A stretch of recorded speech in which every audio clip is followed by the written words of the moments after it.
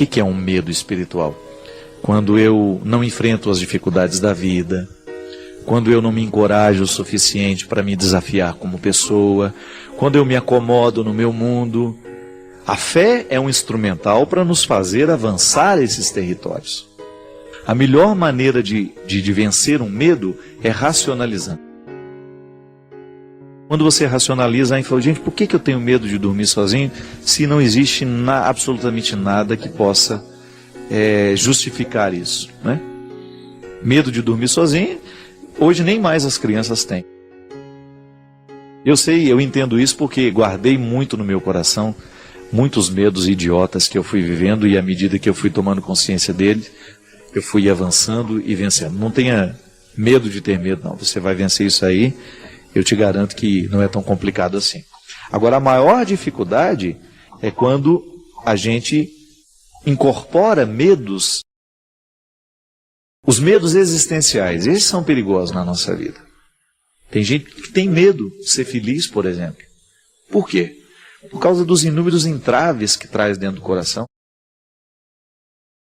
De situações difíceis que não foram bem resolvidas, né? É aquela velha história. A mulher foi traída pelo namorado, aí o namoro não deu certo, acabou por causa daquela traição.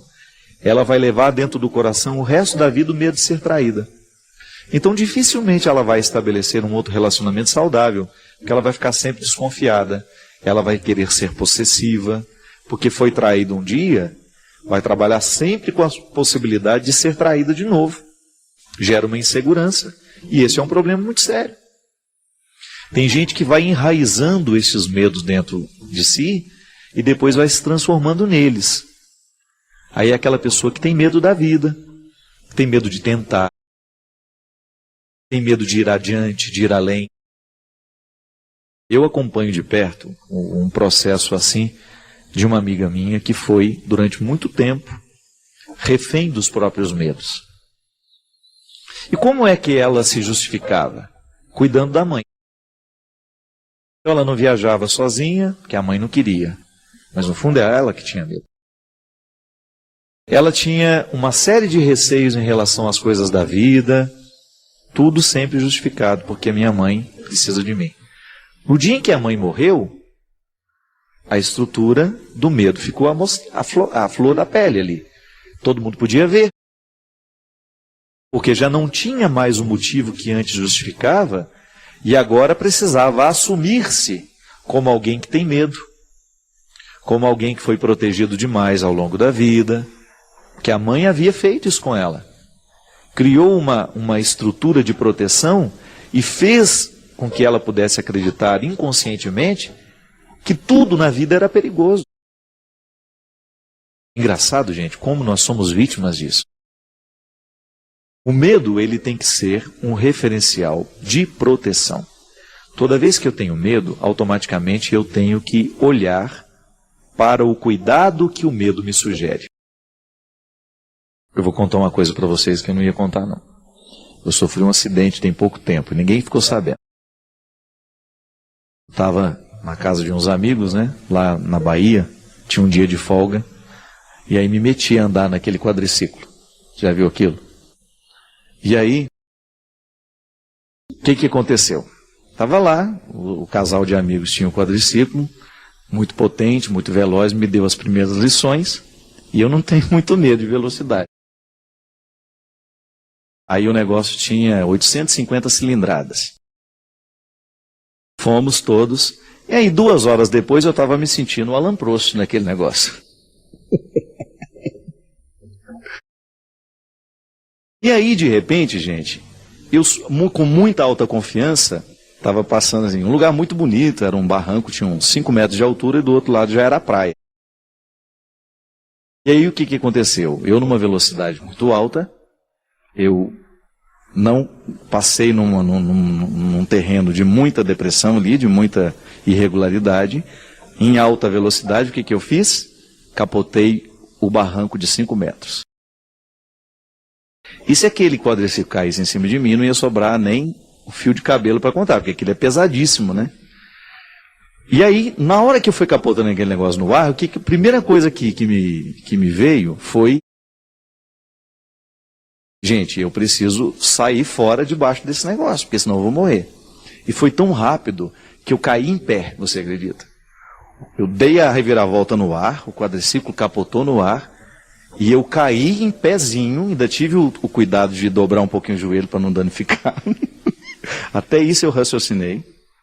E aí vi o quadriciclo continuando capotando. Engraçado que na hora, a primeira sensação que eu tive, eu não tive nenhum arranhão, mas nada, absolutamente. Por isso que eu nunca contei isso para ninguém. Só 2 pessoas da minha equipe que sabiam, porque eu tinha um show naquele dia, e aí cheguei lá e contei para eles que tinha acontecido. Mas naquele momento eu vivi uma experiência muito interessante. Porque eu vi o quanto que na vida eu superei medos.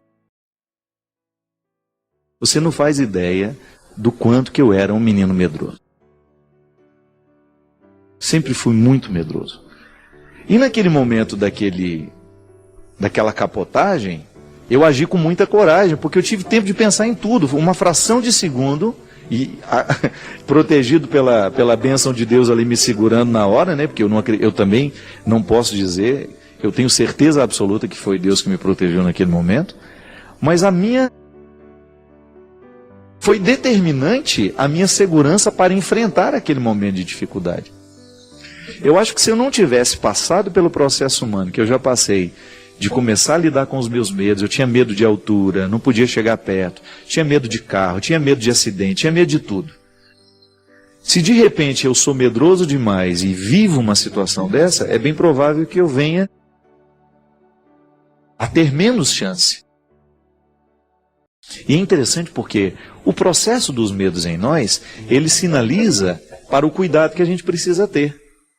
É claro que nunca mais, se eu tiver a oportunidade de andar naquele negócio de novo, eu nunca mais vou querer me arriscar da maneira como eu estava me arriscando. Por quê? Porque agora gera um medo dentro de mim saudável. É um medo fruto do aprendizado. Bem, eu já capotei nesse negócio, sei que posso morrer, isso não é brincadeira, eu preciso ter medo dele. Eu não posso ir com muita coragem para as coisas. Uma dose de medo sempre faz bem ao coração humano. Sabe por quê?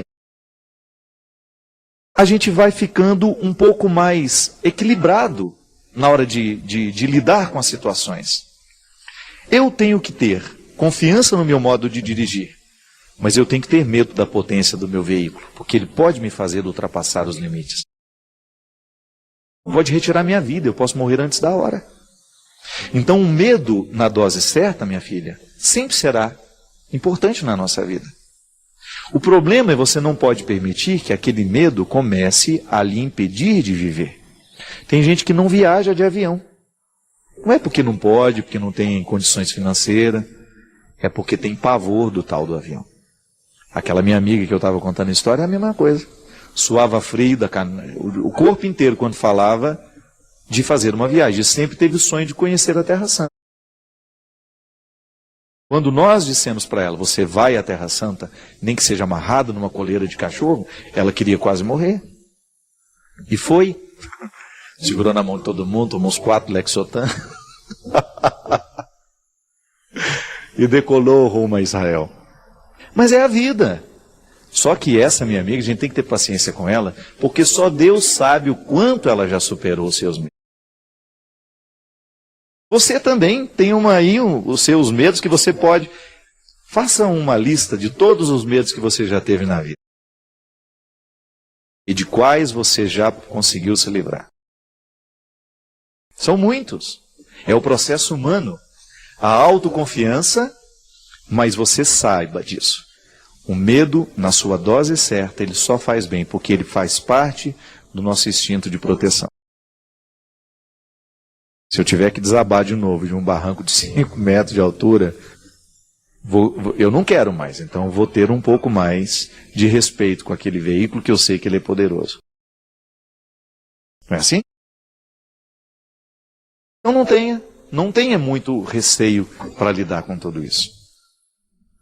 E à medida que você vai riscando os medos, você vai se transformando numa pessoa onde Deus tem mais oportunidade. É sempre bom a gente limpar os espaços do nosso coração para que Deus tenha uma oportunidade de agir em nós. É sempre muito bom a gente dar a Deus essa parte. Senhor, trabalha no meu coração hoje aqui, porque eu quero ser um homem mais livre. Eu quero ser um homem mais inteiro. É o que eu desejo a você, viu? Que você não tenha medo da vida. Que de vez em quando o seu coração sinta medo, mas que esse medo sirva para você se proteger, não para lhe paralisar. Não permita que os medos lhe paralisem. Não permita que os medos apaguem a luz dos seus olhos. E eu desejo que a força do coração de Deus possa estar sempre presente com você, lhe concedendo o dom da fé, lhe concedendo o dom do discernimento e o equilíbrio, tão necessário para que a vida seja melhor e mais feliz. O Senhor esteja convosco. Ele está no meio de nós. Derrame sobre todos nós a bênção do Deus Todo-Poderoso, Pai, Filho e Espírito Santo. E durante o meu período de adoecimento, para vocês terem uma ideia, ele é um resultado que eu fui construindo, né? Ninguém fica doente da noite para o dia, ninguém fica com síndrome do pânico da noite para o dia, ninguém fica com medo das pessoas da noite para o dia, ninguém fica deprimido da noite para o dia. E eu me lembro que o meu primeiro sinal foi justamente na estrada, uma dificuldade que estava enorme, gente. Vocês não sabem como era penoso quando eu ia chegando ao local do evento, quando eu tinha que descer da van, quando eu tinha que encontrar as pessoas. Era uma coisa que não estava no meu controle, sabe? Quem teve síndrome do pânico, quem teve depressão sabe. Não é uma coisa que você controla, que você decide racionalmente. Eu vou viver esse momento e vai ser tudo tranquilo. Não é. Definitivamente não é. E aquilo que antes para mim era uma fonte de tanto prazer, de tanta alegria, de tanta satisfação, de repente deixou de ser. Aí eu comecei a fazer uma retomada, né? Pra vocês terem uma ideia, quando eu lancei o meu CD, eu tive uma época em que eu tinha 25, 26 shows por mês. Às vezes eu ia em casa uma vez a cada 2 meses para trocar de mala. E nenhuma saúde aguenta isso, né? Sobretudo quando você tem uma natureza que pede a quietude. Eu sempre fui assim. Pode não parecer, mas eu sou tímido, muito tímido. Eu enfrento bem. Por exemplo, vou ter que falar para 1 milhão de pessoas. Nem frio na barriga me dá. Eu sou tímido nas relações interpessoais, sabe? Se eu chegar assim numa sala que tenham 6 pessoas, eu fico tímido. Eu não tenho timidez com a multidão, eu tenho timidez assim, no dia a dia. Fico extremamente constrangido quando as pessoas me abordam para tirar foto e eu sei que as pessoas estão olhando ao redor. Tudo isso me faz ficar muito constrangido. Então, eu tenho uma natureza melancólica, a melancolia sempre fez parte da minha vida. Sempre fui um menino triste, digamos assim, né? Não de tristeza, que vida infeliz que eu tenho. Não é disso não. É de uma coisa que eu tenho dentro de mim, que eu não sei de onde nasce, que acaba me identificando muito com tudo aquilo que é naturalmente melancólico, né? Então eu sempre fui assim. Então de repente eu estava num vai e vem interminável, né? Que não tinha fim nunca. Eu ficava naquele vai e vem, uma vida muito diferente da vida que eu sempre tive. Eu me afastei muito das minhas origens, das minhas raízes. Essa vida de muita evidência, ela tem tanto prejuízo para a gente, vocês não podem imaginar. Eu que sempre gostei de estar no meio do povo, com as pessoas. O que mais me fez querer ser padre foi isso. A oportunidade de ouvir as pessoas. Estar com elas. E eu sempre quis oferecer aos outros aquilo que eu gostava de receber. Eu acho que esse é um princípio tão honesto, sabe? Quando você descobre que você gostaria de tratar as pessoas como você gostaria de ser tratado. Tantas vezes na minha vida eu precisei ser ouvido e não fui. Em muitos momentos da minha vida eu queria ser ouvido por alguém. Eu queria receber uma palavra que abrisse os meus horizontes, que me ajudasse a pensar diferente. E eu não tive. Eu quis ser padre para isso. Eu quis ser padre para poder oferecer às pessoas aquilo que eu gostaria de receber. Nós somos tão necessitados de alguém que nos escute, né? Sem julgamentos, sem expectativas. Alguém que só escute o que a gente tem a dizer. Alguém que nos coloque no colo com a palavra, com o olhar. Eu sinto que eu fiz muito isso. Esse eu acho que é um dom que Deus me deu. Eu levo muito a sério, que é a oportunidade que eu tenho de colocar as pessoas no colo com o meu olhar, com a minha palavra. Eu tenho muitos defeitos, muitos. Mas eu tenho uma capacidade, assim, quase que natural em mim, sabe? De acolher as pessoas. Eu não tenho medo de gente. Então, de repente eu me percebi padre, aquilo que eu sempre quis ser padre, desde menininho. E aí, de repente, eu me vi um padre conhecido, famoso, sem direito de fazer aquilo que eu tanto gostava. E eu fui protelando, sabe? Eu fui deixando de tomar a decisão, eu fui deixando de fazer o que precisava ser feito, eu fui entrando dentro de um rolo compressor que foi triturando muita coisa dentro de mim. E muito da minha essência ficou ofuscado. Nada pode nos tornar mais infelizes, minha gente, do que quando a nossa essência não é respeitada. Quando aquilo que é verdadeiro em nós não tem o seu devido espaço. Por mais que você esteja aparentemente feliz, realizado, lá dentro de nós, vai se criando um espaço como se a consistência fosse acabando, sabe? Como se você mesmo minasse os alicerces da sua casa. É igual uma parede de cimento, por mais sólida que ela seja, se há um vazamento, uma infiltração, um dia essa parede cai. Mesmo que ela tenha sido erguida a partir de cimento, argamassa, tudo isso. Quando a nossa essência não é respeitada, nós criamos um espaço de fragilidade muito grande. Uma fragilidade que vai contar. Um dia vai gritar. Um dia vai fazer muito, muito barulho dentro de nós. E foi justamente isso. Foi justamente isso que aconteceu comigo. De repente a minha habilidade em passar por cima de tudo aquilo, de ter uma vida muito contrária ao que me pedia a alma. Essa consciência eu tive logo de início. Eu falei, meu Deus do céu, eu dou ao meu corpo um tratamento completamente diferente do que me pede a alma. E ali eu me dispersei, eu me tratei de uma maneira desonesta. Eu estive muito ausente de mim. Muitas coisas da minha vida sacerdotal ficaram de lado. E de repente eu estava doente. O Padre Fábio, que tantas vezes esteve tão inteiro nas coisas, de repente teve que dizer que não era assim. Que a gente adoece também. Que por mais que a gente tenha vontade de ser forte, dizer que está tudo bem, não está. Não está.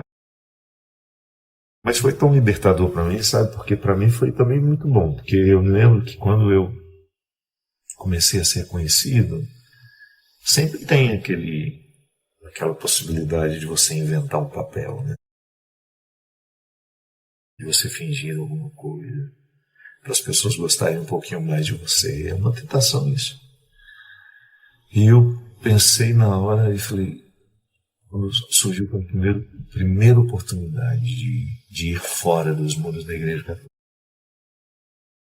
Opa, eu vou ser eu mesmo. Vai ser difícil. Imagina não sendo quem eu sou. Se eu tiver que me tornar conhecido sendo alguém que eu não sou. E é claro que eu apanhei muito. Ah, é um homem vaidoso. Sim. Não posso dizer para vocês que eu não sou vaidoso. Gosto de me cuidar, minha vida inteira foi assim, desde menininho. Enfim. Optei por ser eu mesmo, fiz a minha verdade prevalecer. E graças a Deus eu sempre encontrei gente muito generosa, gente muito misericordiosa, que trabalha comigo, que me estende a mão, que não me condena. E é por isso que eu gosto de ser assim, sabe? Não faz sentido eu ser o padre. Primeiro porque eu acredito num Deus que me dá a oportunidade todo dia de me refazer, de me corrigir, de entender o meu mecanismo, de não me desprezar por isso, de não me jogar fora por causa dos erros que eu cometo.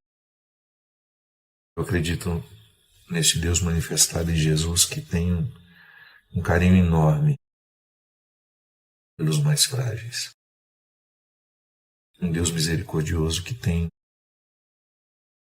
uma capacidade enorme de acolher os que a gente geralmente não acolhe. Então não poderia ser diferente o meu olhar.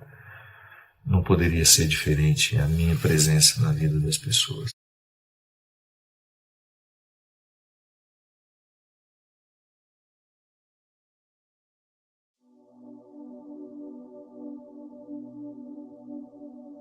Por mais que a vida seja difícil, ninguém está fora da possibilidade de ser feliz. Apesar de todos os problemas que tem, de todos os limites que precisa enfrentar, faz parte da nossa condição humana. Ninguém tem vida perfeita. Gente, quando nós começamos a compreender a felicidade como um projeto possível, quando a gente deixa de idealizar essa felicidade, eu vou ser feliz quando isso for assim, quando fulano de tal, quando meu marido for perfeito, quando a minha esposa for perfeita, não vai nunca. As pessoas não serão perfeitas. Agora você pode buscar uma harmonia interior que vai lhe dar condições de lidar um pouco melhor com a imperfeição do outro e até, minha gente, lidar com ela de maneira mais responsável. Porque às vezes nós fazemos a manutenção do erro do outro. Às vezes somos nós os responsáveis pela não mudança do outro.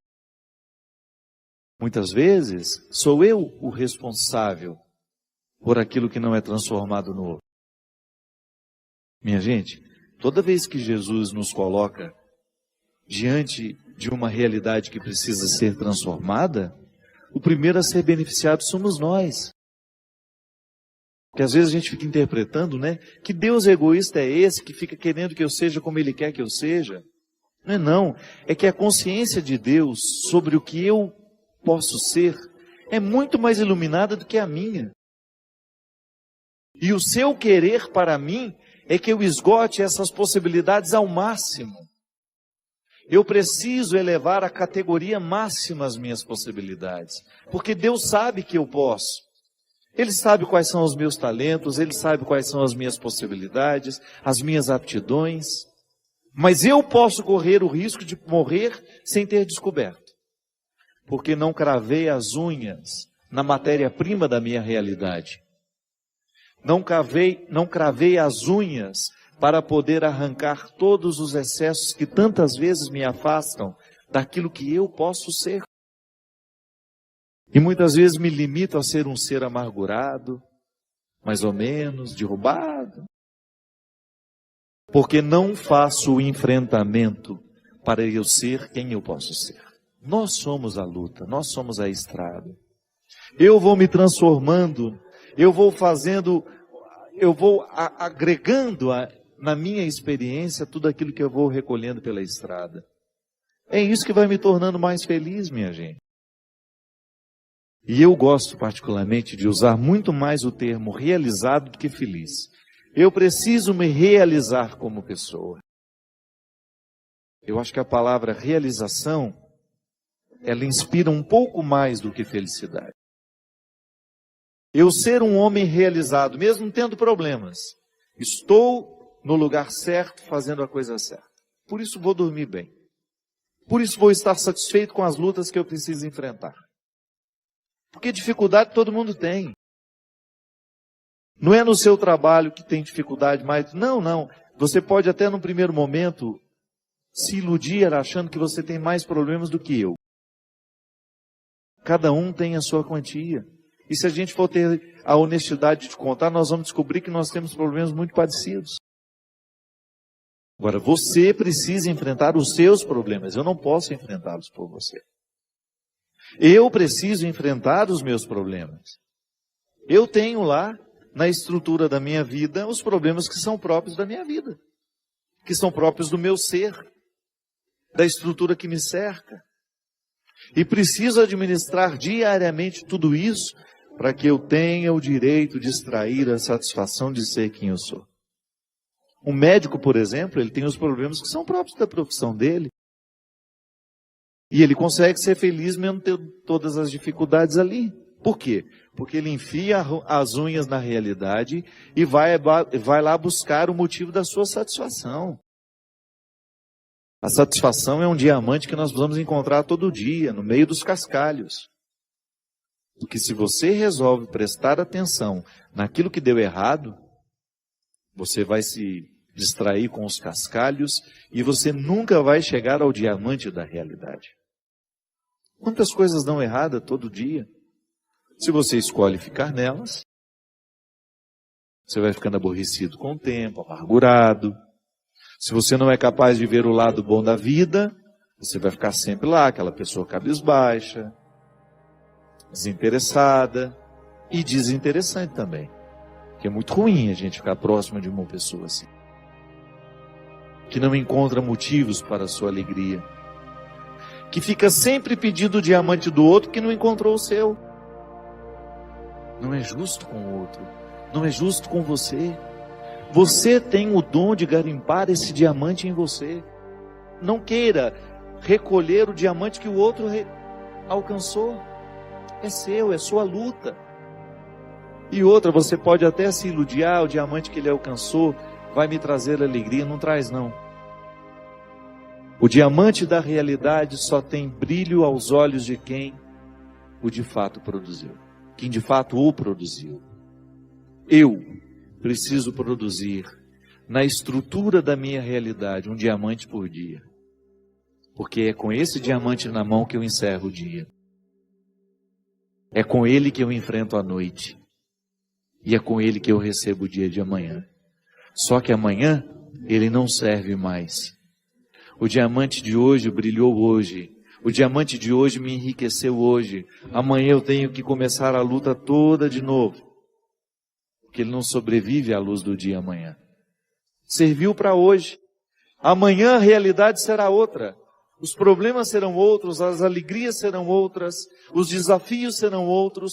E eu preciso lá enfiar a unha nessa realidade e extrair o diamante do dia.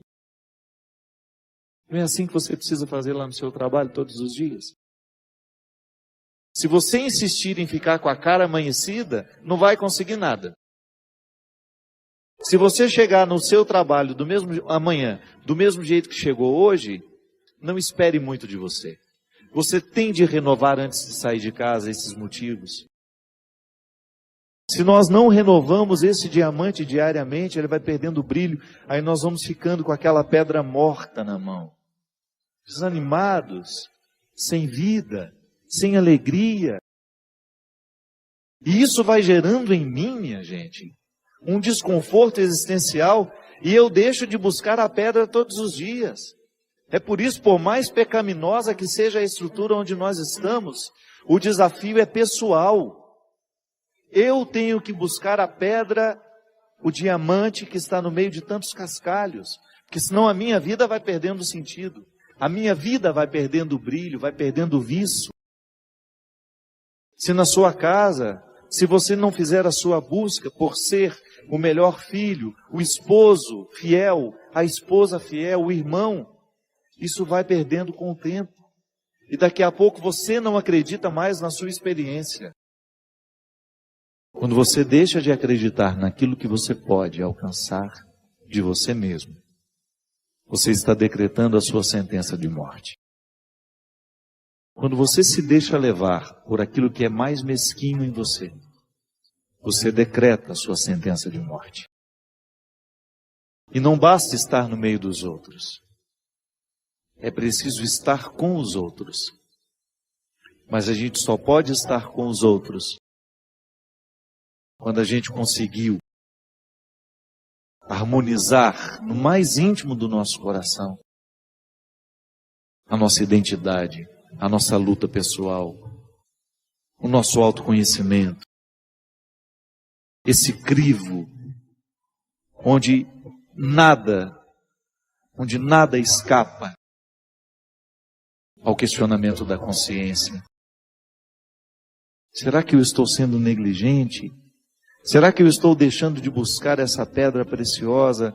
Será que eu estou insistindo em guardar aquilo que eu já alcancei de mim? Será que eu não estou ousando ir além? Como o velho boiadeiro levando a boiada, tocando os dias pela longa estrada.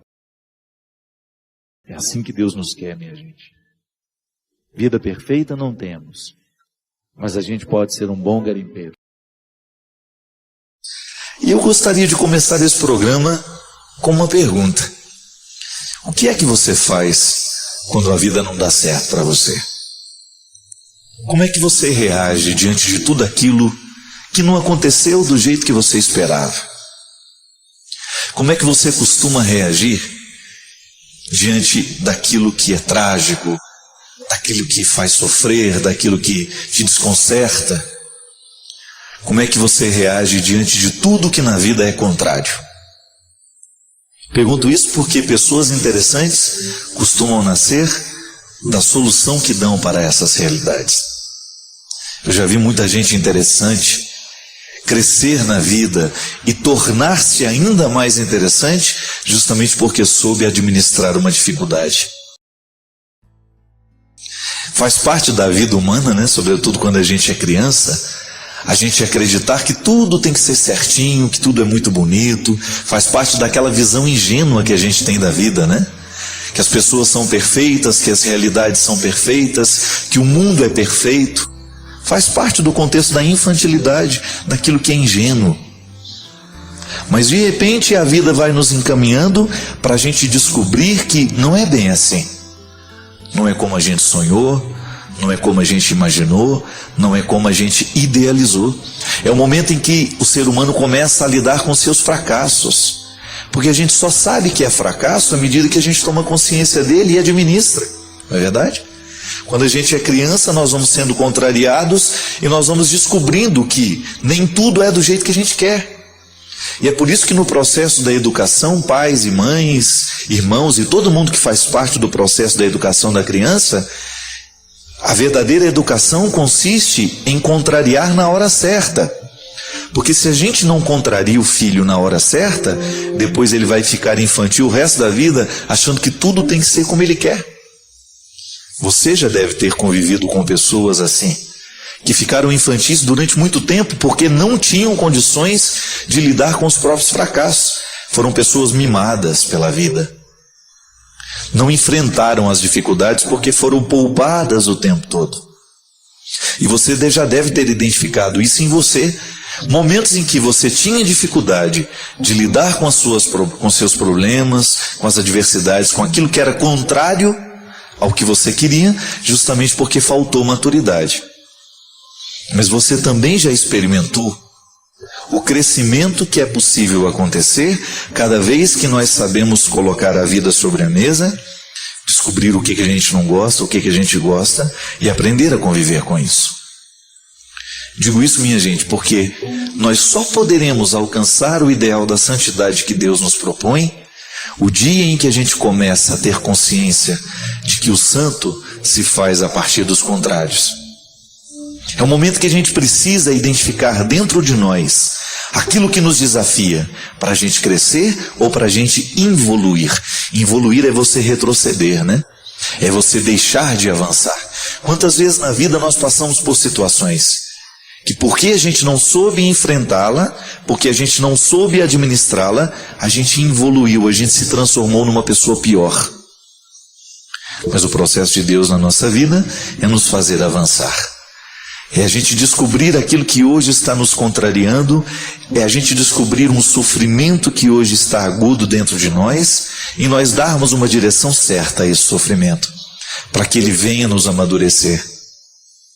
Eu gosto muito daquela palavra, eu não sei onde é que está na Sagrada Escritura, que diz que quando a criança ela não tem condições de comer alimentos sólidos, lhe é dado leite, que é um alimento rápido.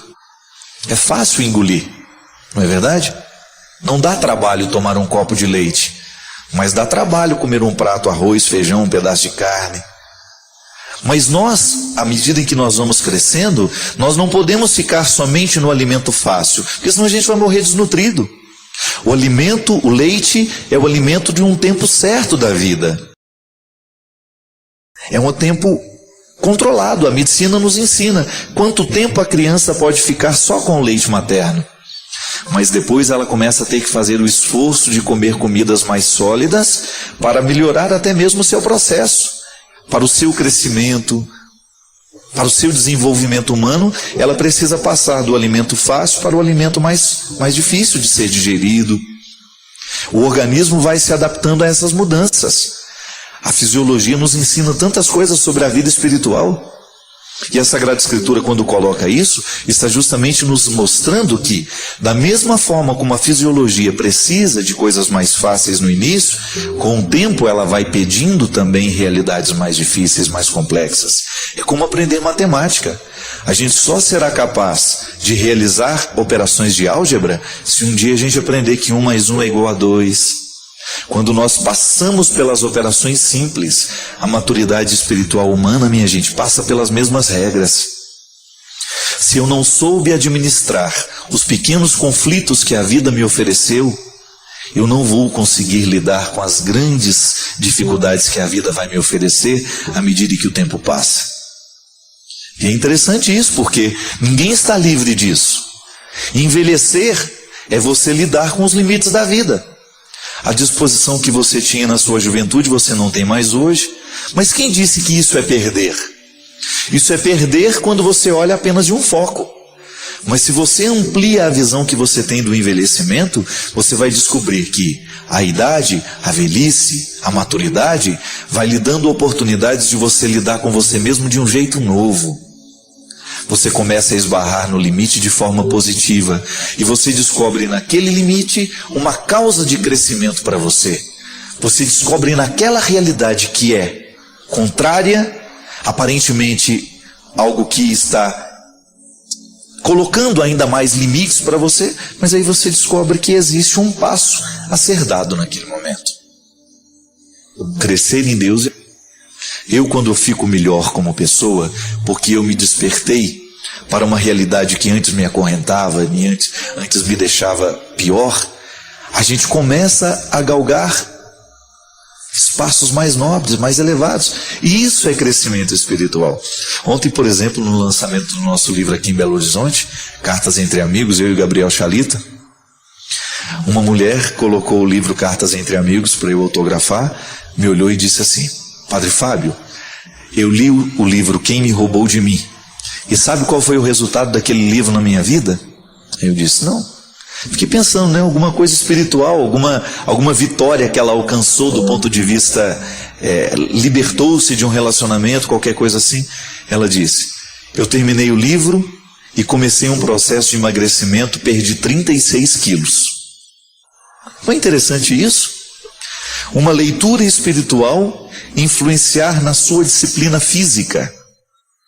Ela descobriu que ela precisava se amar um pouco mais, que ela precisava se cuidar um pouco mais. Gente, já valeu ter escrito o livro. Se alguém ficou mais leve no corpo e consequentemente também na alma, já valeu ter escrito. Quantas vezes o peso do corpo se transforma também em um peso na alma? Está certo que existem pessoas leves no peso do corpo e pesadíssimas na alma. O corpo é o território do sagrado, nos ensina o judaísmo de maneira bonita. Se a gente mergulha na teologia judaica, você vai descobrir o corpo como um território do sagrado. Tão lindo, minha gente. Você descobrir que o respeito ao corpo é também o respeito ao espírito, e que o respeito ao espírito é também o respeito ao corpo, porque nós não somos duas realidades, nós somos uma unicidade. A antropologia nos ensina isso. Nós somos corpo e alma. O cuidado de uma realidade reflete na outra. E isso é interessante, você ir descobrindo na sua vida as exigências que a própria vida vai lhe dando, as situações contrárias que a vida vai colocando para você, e aí, como é que você reage? Ou você escolhe crescer, ou você escolhe involuir.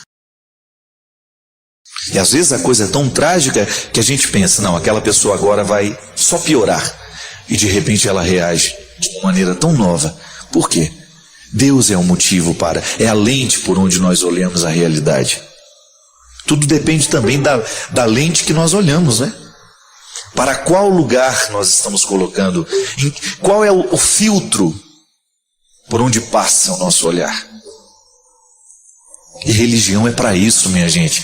É nos ajudar a compreender o processo humano, o processo espiritual, e a gente se transformar em pessoas melhores por causa da religião que a gente vive.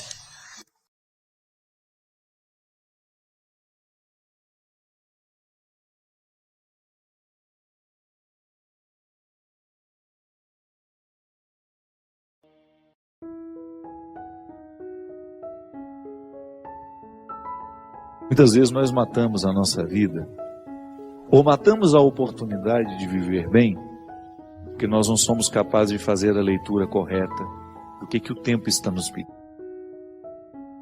É assim mesmo. Cada dia o tempo vai nos pedir alguma coisa. E é esse olhar atento que vai dando a gente essa condição, essa clareza de perceber o que de fato hoje grita pelo meu nome. O que de fato hoje chama por mim? Qual é a realidade hoje que é inadiável?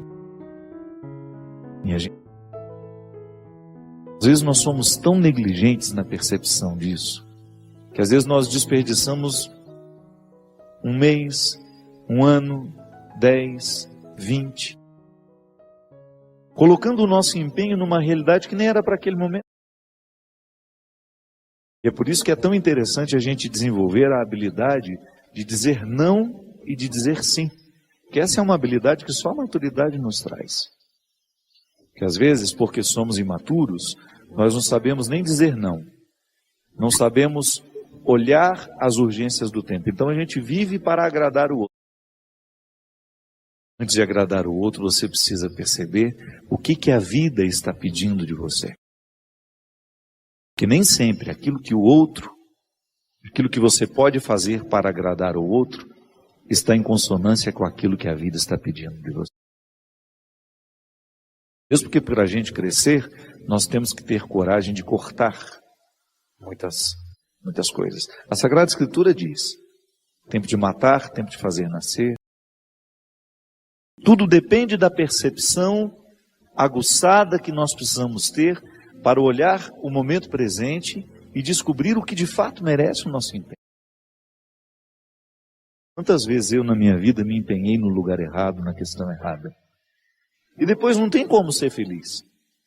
Não tem como eu descobrir um contentamento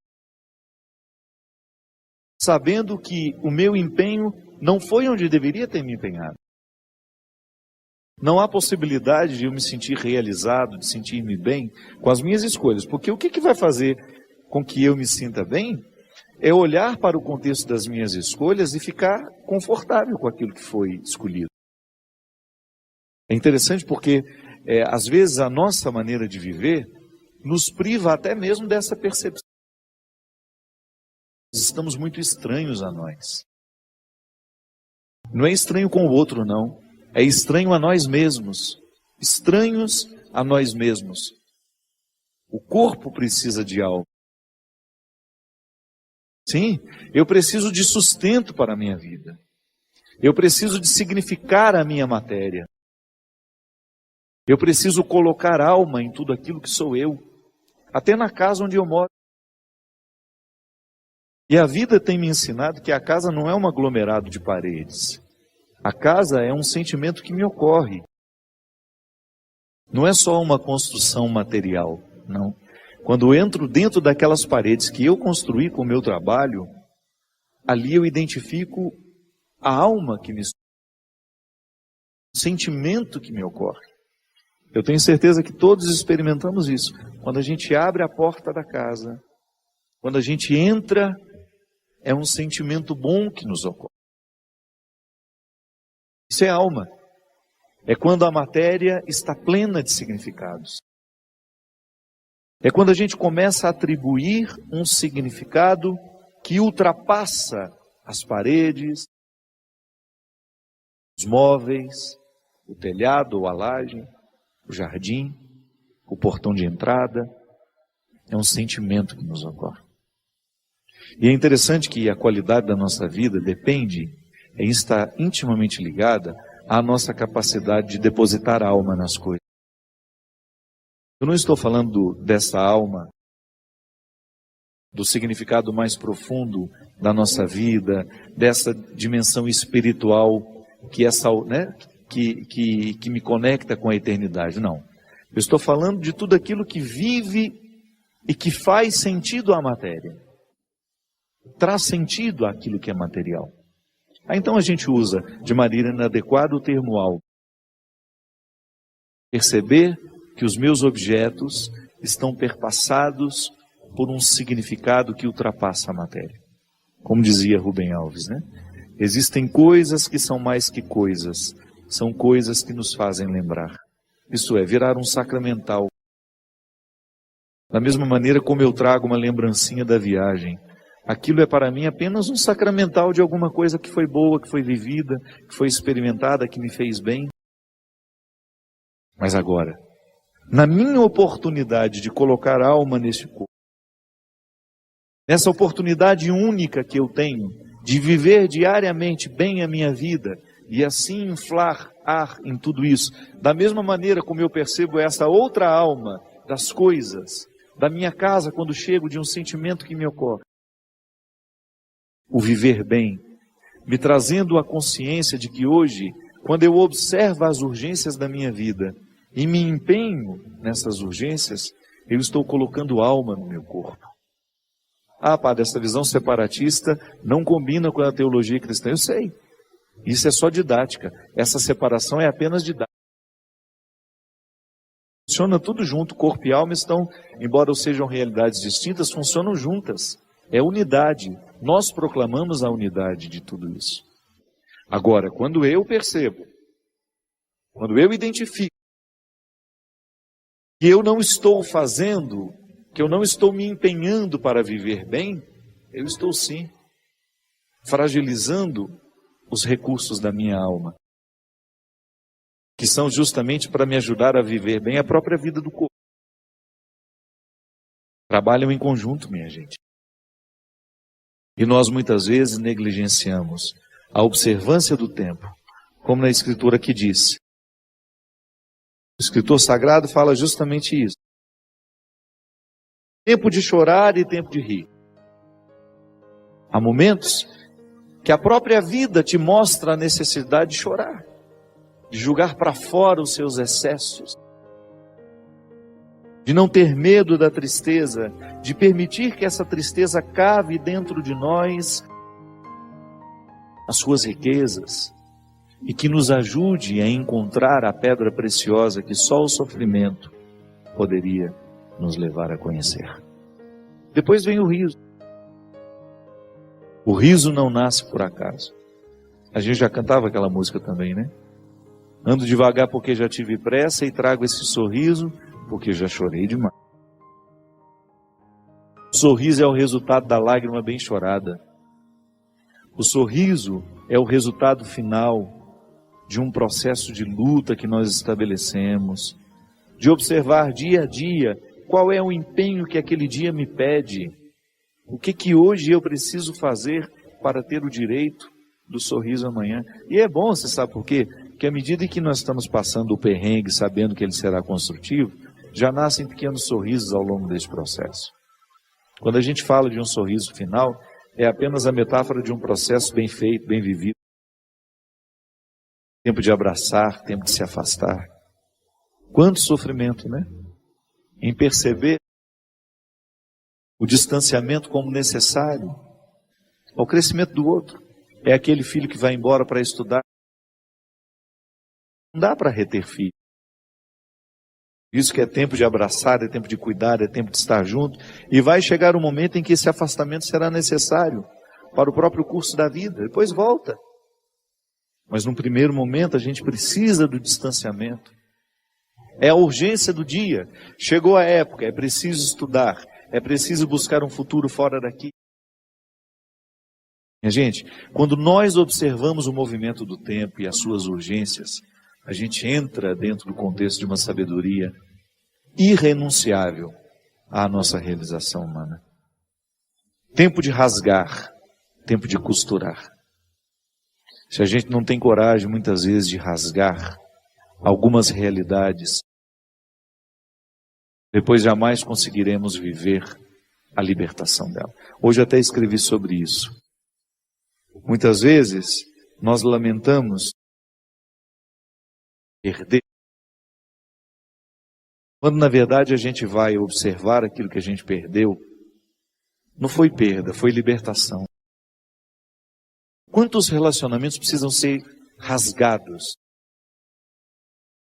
para que depois eles sejam costurados do jeito certo? Fazer cair por terra todas as ilusões que nós temos do outro, ou todas as pretensões que nós julgamos em cima do outro. Não, o outro não tem que corresponder às minhas expectativas. O outro tem que ser ele. Se por acaso houve uma empatia comigo, ali construímos uma relação de amizade, se não, uma relação de respeito só. Mas é preciso rasgar. Nós precisamos viver o enfrentamento. O enfrentamento que depois vai provocar uma libertação. Enfim, a vida sempre vai nos pedir uma observação. A vida sempre vai pedir de nós calma, paciência, porque com pressa nós passamos por cima de todas essas necessidades e não somos capazes de reconhecê-las. Você parou para pensar nisso? Que às vezes a vida não está dando certo, é porque você nem sabe exatamente o que você está precisando.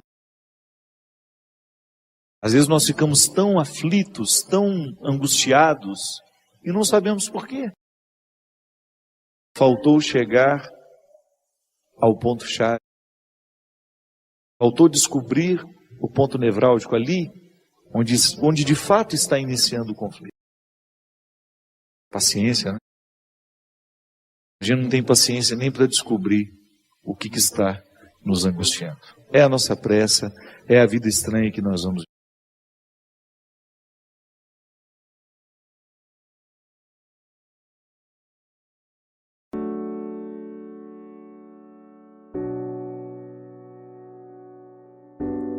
Padre Fábio, tenho 50 anos e depois que descobri o seu programa através de uma amiga, nunca mais deixei de assistir.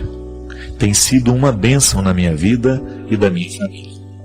Tenho uma dúvida sobre uma música que o senhor canta, quando o senhor diz: se os bons combates, eu não combater. Eu pensei, por que combater os bons combates e não os maus? Veja bem, Maria Inês, combater os bons combates ou combater os maus pode ter o mesmo significado desde que você interprete bem a frase, né? Quando eu vou para combater os bons combates, significa que eu vou lutar para que prevaleça tudo aquilo que é bom. Eu não quero que haja a prevalência do mal. Então eu vou cortar o mal pela raiz como? Na ação do bem. Então veja aqui. É uma ação de complemento. Toda vez que eu combato o bem, com o bem, né? Não é combater para não acontecer. É combater para que haja, para que aconteça. Eu vou lutar para que o bem aconteça. No avesso desta ação, que gera a bondade, que incentiva o crescimento da bondade, nós já temos naturalmente a neutralização das forças do mal. Vou lhe dar um exemplo. Eu trabalho com um grupo de 22 pessoas. O tempo todo eu viajo com 22 pessoas. Nossa equipe de trabalho é muito grande. E uma coisa que eu sempre digo para eles, aliás, a gente vive assim uma alegria tão grande de ser quem a gente é, de fazer o que a gente faz, de realizar a missão que a gente realiza, porque é uma satisfação o tempo todo no grupo. Nós temos uma prevalência de uma harmonia muito grande. O Christian sabe disso, já viajou com músico e sabe como é complicado ter essa harmonia, porque geralmente o artista e os músicos são artistas, são egos muito inflados, né? Às vezes é muito difícil de conviver. E nós temos, gente, uma alegria muito grande de... Eu posso dizer, testemunhar isso para vocês, que eu sou muito feliz com o grupo que eu tenho o tempo todo do meu lado, por uma razão muito simples. Nós temos muita harmonia. São poucos os momentos em que a gente tem o registro de um estresse, de uma situação complicada. Não. Todo mundo muito feliz, muito participativo. E eu sempre digo isso lá, olha, minha gente, a nossa luta é constante. Por quê? Porque a partir do momento que nós, até ontem nos ensaios lá do DVD, eu estava no Rio de Janeiro, o Maurício, que é o nosso maestro, ele disse assim, padre, eu convivo mais aqui com o pessoal da banda que com a minha família. E é verdade. A gente passa mais tempo entre nós do que nas nossas famílias. E eu fico impressionado de ver o tanto que dá certo. Teria tudo para dar errado. A gente fica vendo, você sabe o tanto que a convivência no dia a dia, isso vai criando arestas, né? E aí eu falo, minha gente, a nossa harmonia não será quebrada se todos os dias nós renovarmos o nosso compromisso com a bondade. Se todos os dias a gente renovar o nosso compromisso, olha, nós não queremos que cresça entre nós o que é ruim. Então, se houve uma fofoca, um comentário maldoso, de alguém falando mal do outro, a gente não permite, é preciso que aquilo seja cortado na raiz. Isso é combater o bom combate. Isto é, você estabelece uma cruzada, né, uma luta para que prevaleça o que é o bom da vida.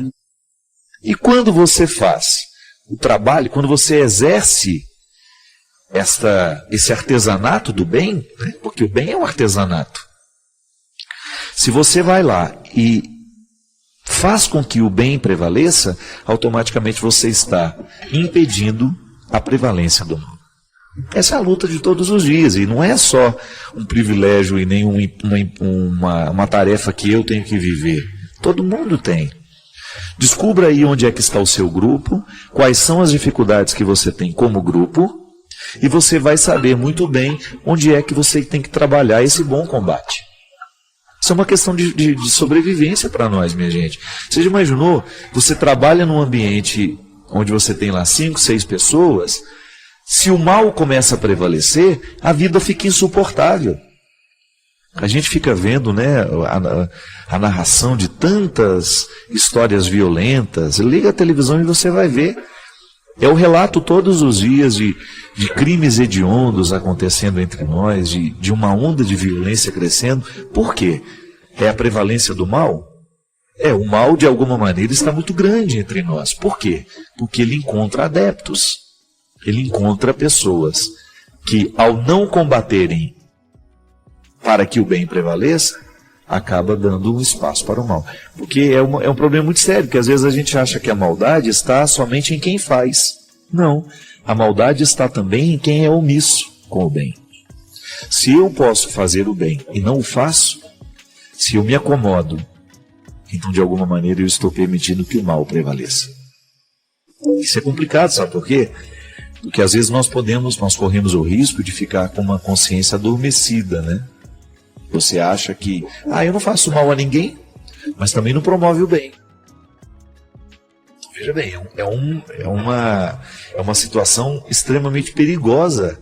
É por isso que, volta ao início do programa, quando a gente faz esse pacto com Jesus, nós estamos fazendo um pacto com a sociedade também, um desdobramento. Porque a partir do momento que eu tenho em Jesus um referencial para eu ser melhor, a sociedade onde eu vivo vai ser beneficiada com o meu jeito de ser. Se eu não sou um homem fofoqueiro, se eu não sou um homem que faz contenda, se eu sou um homem que não quero prejudicar ninguém, se eu procuro ser correto nas minhas coisas, se eu procuro ser correto com as pessoas com quem eu vivo, eu estou beneficiando o mundo com a minha bondade e naturalmente estou impedindo que o mal cresça dentro de mim. Agora, digamos que você não faz o mal, mas também não faz o bem. Você é um território neutro. E o território neutro é sempre perigoso. Eu sempre pensei assim, porque eu gosto muito de ler, né? Para mim, a leitura é um meio muito eficaz para a transformação do meu jeito de ser.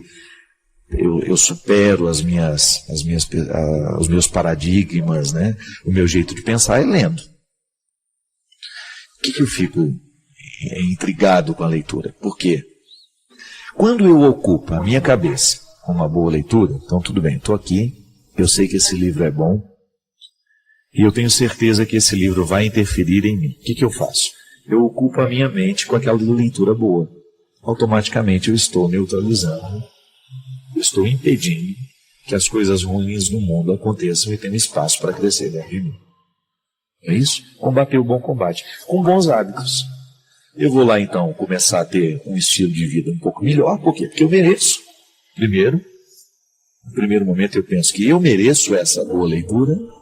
E consequentemente, porque faço uma boa leitura e tenho a minha vida transformada, eu começo então a transformar também os que estão ao meu lado. Combate o bom combate, luta pelo bem, impede o mal e ainda transforma o espaço que a gente vive. O mistério da encarnação, com o Calvário, tem ali o seu ápice, né? O momento em que o mistério da encarnação nos conecta, então, essa nova oportunidade de vida nova que é a ressurreição. Então o Calvário é o ponto alto desta encarnação. Deus assumiu a nossa condição e levou às últimas consequências, que é justamente não fugindo da morte, levou até as últimas consequências a riqueza da condição humana, que é justamente ser capaz de sofrer, de lutar, para que depois a vitória aconteça. Quem aqui não tem um Calvário para subir também? Quem aqui, de vez em quando, não se sente miserável, com uma dor que nos tira o sono, com uma preocupação, com uma luta? É a vida. E não é diferente em mim, não é diferente no Christian, não é diferente em você. Basta que a gente tenha a oportunidade de partilhar. E a gente vai descobrir que nós somos muito parecidos naquilo que a gente sente, nos medos que a gente tem, nas alegrias que a gente deseja, no quanto a gente sofre quando nós somos injuriados, quando somos caluniados, quando somos enganados, quando somos traídos. E quando precisamos viver na nossa carne a tristeza da condenação. É o que Jesus sofreu. Mas tudo isso e a gente pode extrair um significado de tudo isso, descobrindo que toda vitória é possível, mesmo quando nós estejamos aparentemente fracassados. Mesmo quando nós temos aquela sensação de derrota. Não. A vitória de Deus é preparada em todo o coração, que mesmo aparentemente derrotado, não desiste de lutar. Essa é a grande diferença, minha gente. É isso que diferencia um ser humano de todos os outros. Como é importante na nossa vida a gente ter diante de nós qual é a luta que nós precisamos vencer. E eu sempre chego à conclusão que a luta mais difícil de ser vencida é a que eu estabeleço todos os dias comigo mesmo. Porque se tem alguém que nessa vida pode me derrotar, sou eu. Essa consciência fui adquirindo com o tempo e não me desprendo dela. Eu sei que para Deus me fazer um vencedor, eu tenho que lutar o tempo todo para que eu não venha me derrotar. Falávamos sobre isso aqui na semana passada, como nós nos boicotamos. E não custa repetir um pouco. Porque nessa semana da vitória, nós sabemos que todos os passos de Jesus na subida do seu Calvário representam as nossas subidas também. Mas a gente corre o risco de ficar caído ali, nas primeiras estações, e não chegar à vitória da ressurreição se a gente não tomar uma postura que nos favoreça. E que favoreça essa ação de Deus na nossa vida. Que é justamente a oportunidade diária de você jogar fora os lixos que o outro deixou em você, de você fazer a sua reciclagem, de você reestabelecer o seu compromisso com a vida, de você renovar o seu desejo de ser você, de fazer o que você faz, de amar quem você ama, de desejar o que você deseja. O vitorioso precisa passar pela derrota, é inevitável. Se eu não preciso visitar diariamente os meus sentimentos mais mesquinhos, eu não terei condições de chegar aos sentimentos mais nobres. Se eu não visito os meus fracassos diariamente, eu não saberei receber a vitória que também posso.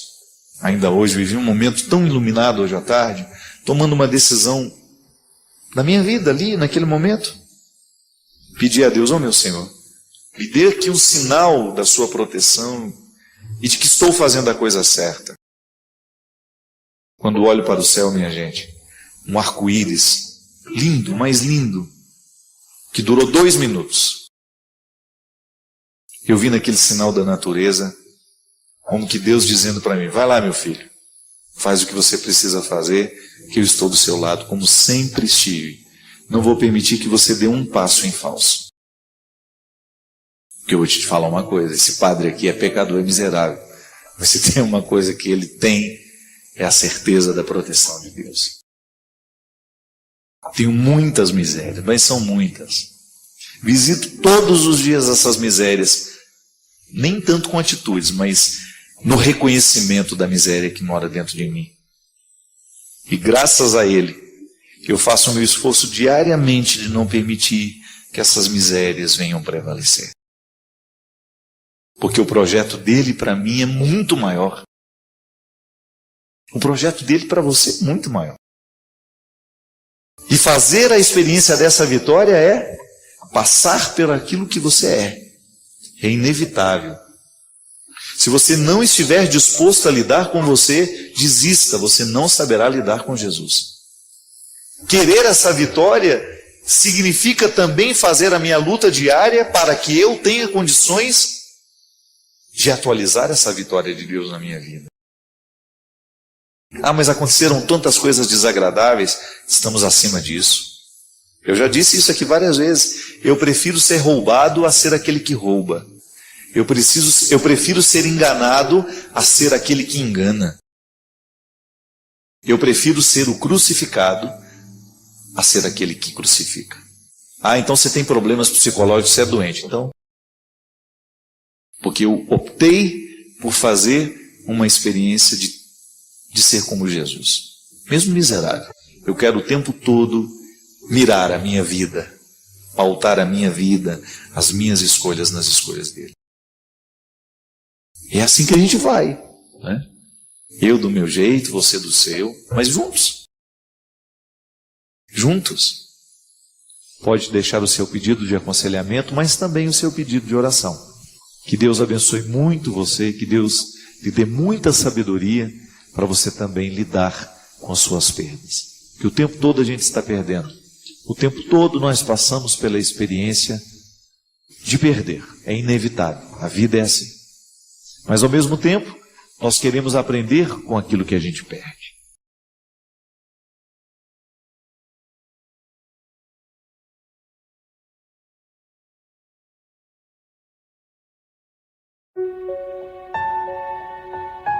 Deixe seu like, inscreva-se e compartilhe para fortalecer o canal. Inscreva seus pedidos de orações nos comentários.